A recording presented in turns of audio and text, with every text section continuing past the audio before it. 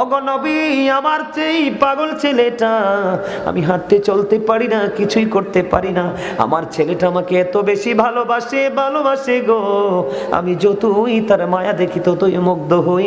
আমার নবী তো মূসা, আমি আল্লাহর কাছে দরখাস্ত করে দিয়েছি, আল্লাহ আমার এই ছেলে আমাকে এত বেশি ভালোবাসে গো, তুমি আমার নবী মূসার সাথে বন্ধু বানাইয়া জান্নাতে দিও।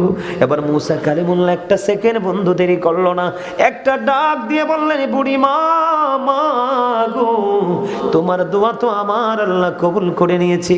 আপনি কেমন করে জানলেন? ও গো বুড়িমা, আমি আমার আল্লাহকে প্রশ্ন করেছি, আল্লাহ আমার সাথে কে যাবে গো জান্নাতে বন্ধু হয়ে?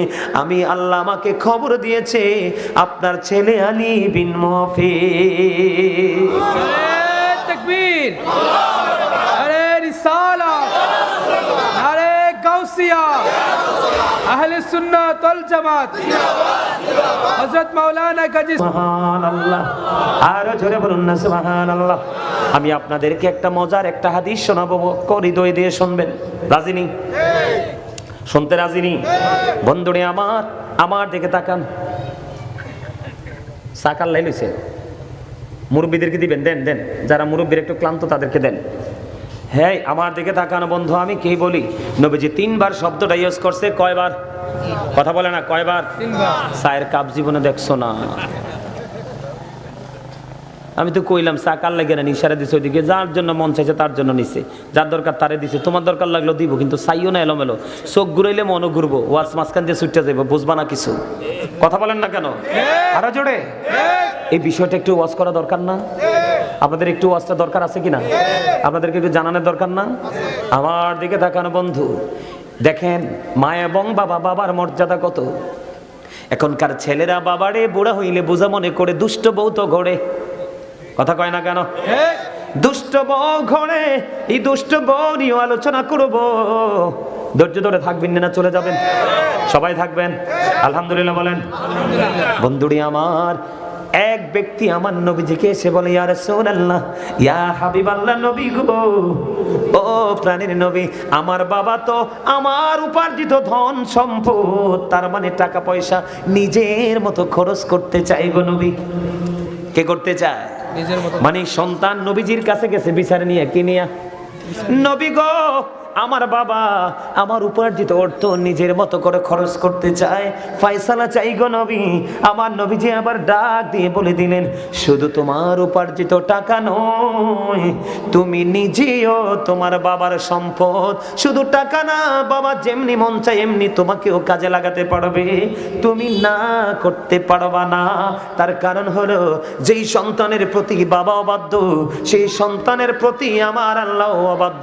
তাইলে বাবা মার অবাধ্য সন্তানের উপায় আসেনি। কথা বলেন, উপায় আসেনি? উপায় নাই বন্ধু। আমার দিকে তাকান, বাবা মাকে কেমন করে সম্মান করতে হবে বন্ধু। মূসা নবী একদিন আল্লাহ রাব্বুল আলামিনের কাছে দরখাস্ত করলেন, আল্লাহ আমি তো তোমার হাবিব, তোমার নবী মূসা কালিমুল্লাহ, আমার জানতে বড় মনে চায়, আমার সাথে জান্নাতে বন্ধু হয়ে কে যাবে? আমার নবীজি বললেন, মূসা যখন প্রশ্ন করলেন, আমার আল্লাহ বললেন যে তোমার সাথে জান্নাতে বন্ধু হয়ে যাবে রে মূসা, তার নাম হলো আলী বিন মুআফিক। কি? আলী বিন মুআফিক। তার নাম কোথায় থাকে? সে বলকে থাকে। মূসা কালিমুল্লাহ ওই মূসা নবীর সাথে জান্নাতে বন্ধু হয়ে যাবে যেই লোকটা এখনো দুনিয়াতে আছে, দেখতে গেলেন বলকে। যাওয়ার পরে যাইয়া দেখলেন, বন্ধু রে বন্ধু, এই আলী বিন মুআফিক এত বিশ্রী, এত কালো রে। মূসা নবী আশ্চর্য হয়ে গেল। আপনাদেরকে একটা কথা বলে রাখি বন্ধু, আমি ইতিহাস পড়ে যা কিছু জেনেছি, কালো মানুষগুলো নবীদের প্রতি অনেক বেশি প্রেমিক ছিল। যেমন হযরতে বেলাল, আফসির বেলাল এত কালো রে, নবীর প্রেমের ইতিহাসে বেলালের নামটা বিরল। জোরে কন্যা সুবহানাল্লাহ। মূসা কালিমুল্লাহর জীবনের ইতিহাসে বন্ধু আলী বিন মুআফিকের নাম পাইলাম, এটা অত্যন্ত কালো এবং বিশ্রী চেহারা। খেয়াল করেন যুবক, তোমাদেরকে মেন করে কথাগুলো বলছি রে যুবক ভাই, বিরক্ত হইও না, আমাকে তোমরা কেউ দুশমন মনে করো না। মনে রাখবা, যে তোমার দোষ ধরে দিতে পারে সে হলো তোমার প্রিয় বন্ধু, আর যে তোমার দোষটা দেখার পরে এড়িয়ে চলে সে হলো তোমার গুপ্তচরের মতো বড় শত্রু। আমার কথা কয় না, ঠিক বলছি না? আরো জোরে বলেন। পৃথিবীতে সন্তানের দোষ সবচেয়ে বেশি ধরে পিতামাতা এবং টিচার, এই দুটাই পৃথিবীতে সবচেয়ে বড় একটা মানুষের জীবনে বড় সম্পদ। কথা কয় না, কি বলেন? এদিক তাকান। মূসা কালিমুল্লাহ চিন্তা করতেছে, এমন কালো কুশ্রী চেহারার মানুষটা কেমন করে রে, কেমন করে আমি নবীর সাথে জান্নাতে পাওয়ার সক্ষমতা অর্জন করলাম, আমাকে জানতে হবে। এবার বন্ধু চাইয়া দেখলেন ওই আলী বিন মুআফিক একটা গোস্ত বিক্রেতা, আমরা বাংলা ভাষায় কি বলি? কসাই। বন্ধু মুসা নবী দেখতেছেন তার দৃশ্য, গোস্ত বিক্রি করতেছে, কিন্তু পশু থেকে উত্তম যে ভালো গোস্তটা মায়ের জন্য প্যাকেট করে রেখে দিছে। এবার মুসা নবী পুরো দৃশ্যটা দেখলেন, গোস্ত বিক্রি করতে করতে শেষ হয়ে গেল। এবার ওই আলী বিন মুআফিক তার বাড়ির দিকে রওনা দিল। এবার মুসা নবী তার সঙ্গে সঙ্গে রওনা দিল। যাইতে যাইতে যাইতে যাইতে বন্ধু বাড়ি চলে গেল। যাওয়ার পরে আলী বিন মুআফিক চাইয়া দেখলো, ও বন্ধু, এই মুসা কালিমুল্লাহ সঙ্গে সঙ্গে গিয়ে দেখলেন ওই আলী বিন মুআফিক কি করলেন, নিজে সারাদিন বাজার করেছে, গোস্ত বিক্রি করেছে, একটা বাড়ির জন্য বন্ধু টেনশন ফিল করেনি। তিনি এই চিন্তা করলেন না যে আমি তো সারাদিন গোস্ত বিক্রি করলাম। মুসা নবী প্র্যাকটিক্যালি পরিদর্শন করতেছে, দেখতেছে। মুসা কালিমুল্লাহ দেখলেন এত বৃদ্ধ মা হাঁটতে চলতে পারে না, হাঁটতে চলতে পারে না। বন্ধু মাকে খাঁচা থেকে নামালো, পরিষ্কার পরিচ্ছন্ন করে আবার আরামদায়ক জায়গাতে রাখলো। রাখার পরে রুটি বানালেন, গোস্ত রান্না করলেন, মাকে খাওয়ালেন। তৃপ্তি সহকারে মা যতটুকু গিয়েছে খাইয়ে দিলেন। সব কিছু কমপ্লিট করে ওই বন্ধু আলী বিন মুআফিক ফ্রেশ হইতে গেলেন। যাইতে দেরি রে, এবার মা, বুড়ি মা আল্লাহর দরবারে হাত তুলে বসে আছে। মুসা কালিমুল্লাহ কিন্তু সব দেখতেছে। মুসা কালিমুল্লাহ ডাক দিয়ে বলল, গো বুড়িমা, বুড়িমা তুমি বলে দাও তুমি কি দোয়া করতেছো গো বুড়িমা? এবার মুসা নবী কি বুড়িমা প্রশ্ন করলেন, আপনি কে গো? কই আমি তো তোমার নবী মুসা কালিমুল্লাহ। ওগো নবী, আমার যেই পাগল ছেলেটা, আমি হাঁটতে চলতে পারি না, কিছুই করতে পারি না, আমার ছেলেটা আমাকে এত বেশি ভালোবাসে, ভালোবাসে গো, আমি যতই তার মায়া দেখি ততই মুগ্ধ হই। আমার নবী তো মুসা, আমি আল্লাহর কাছে দরখাস্ত করে দিয়েছি, আল্লাহ আমার এই ছেলে আমাকে এত বেশি ভালোবাসে গো, তুমি আমার নবী মুসার সাথে বন্ধু বানাইয়া জান্নাতে দিও। এবার মুসা কালিমুল্লাহ একটা সেকেন্ড বন্ধু দেরি করলো না, একটা ডাক দিয়ে বললেন, বুড়ি মা, মা গো, তোমার দোয়া তো আমার আল্লাহ কবুল করে নিয়েছে। আপনি কেমন করে জানলেন? ও গো বুড়িমা, আমি আমার আল্লাহকে প্রশ্ন করেছি, আল্লাহ আমার সাথে কে যাবে গো জান্নাতে বন্ধু হয়ে? আমি আল্লাহ আমাকে খবর দিয়েছে আপনার ছেলে আলী বিন মুআফিক। তাকবীর, আরে রিসালাত, আরে গাউসিয়া, আহলে সুন্নাত ওয়াল জামাত, হযরত মাওলানা কাজী সুলাইমান আল কদরি সাহেব। জোরে বলতে পারেন না মারহাবাটা? আরো জোরে বলেন না মারহাবা, আরো জোরে বলেন মারহাবা। এইটা গেল বন্ধু, আরেকটা নিয়ামত। কিছু কইতে আইছো? হ্যাঁ, তুই দিছি চেয়ারে বসে যাও, নিচে বসতে হবে না, যাও দিছি চেয়ারে যে বসে যাও। আচ্ছা যাইবো, যাও। আমি আমার দিকে তাকানো বন্ধু, আমি বিষয়টা গোছাইয়ে দিক তাকান। বনি ইসরাইলের 3 জন লোক সফরে গেলেন, বুখারী শরীফের হাদিস। 3 জন লোক সফরে গেলেন, সফর করতে করতে করতে করতে বন্ধু দেরি হয়ে গেল। খেয়াল করবেন আমার ওয়াজ, একদম সিয়াসিত্তার অন্যতম হাদিস গ্রন্থ বুখারী শরীফের হাদিস। ঘুরতে ঘুরতে দেরি হয়ে গেল, রাত্র হয়ে গেল। পাহাড়ের গুহার মধ্যে 3 জন আশ্রয় নিল। আশ্রয় নিতে দেরি বন্ধু, পাথর ধসে পড়লো।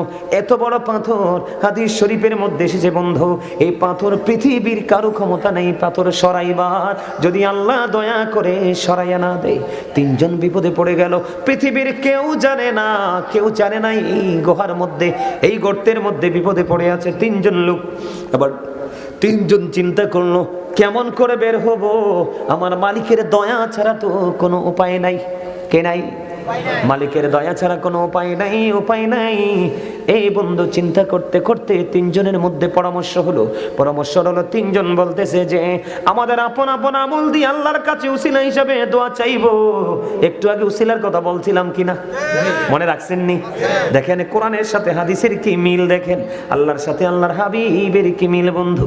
এবার 3 জন মিলে চিন্তা করলেন, জীবনে যে আমল করেছি সে আমলের উসিলা দিয়ে আল্লাহর কাছে দরখাস্ত দেব। আমার মনে হয় আমার আল্লাহ কোনো না কোনো আমলের উসিলায় দোয়া করবে। এবার প্রথম লোক যিনি, তিনি ওনার জীবনের প্রেমটা হলো মা বাবার প্রতি ভালোবাসা। সুবহানাল্লাহ বলেন না? ও বন্ধু, প্রথম যিনি রে, উনি ছিলেন একজন কাঠুরিয়া।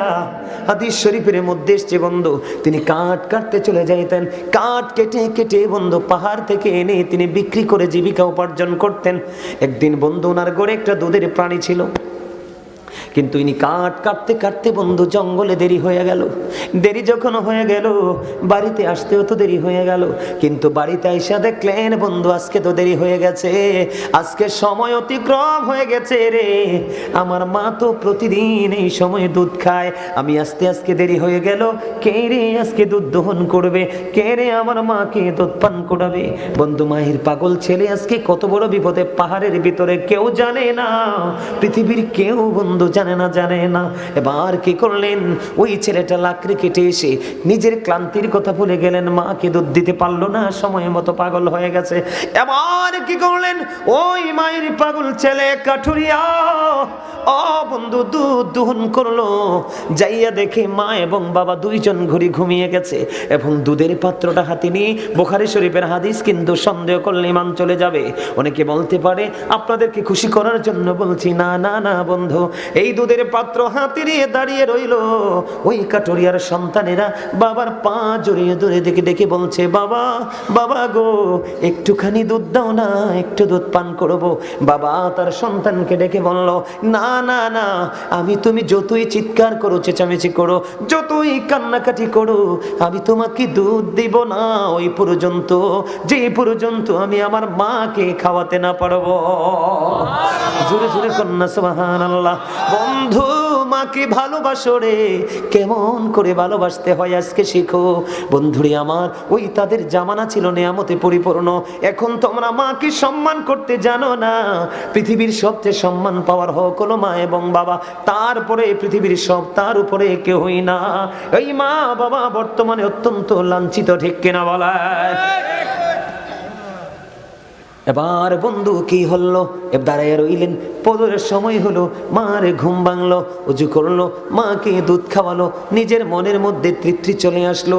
এই ছেলেটা আজকে ওই অচিনে পড়ে গিয়ে রে পাথরের গুহার মধ্যে পড়ে আছে বন্ধু, পৃথিবীর কেউ তো জানে না।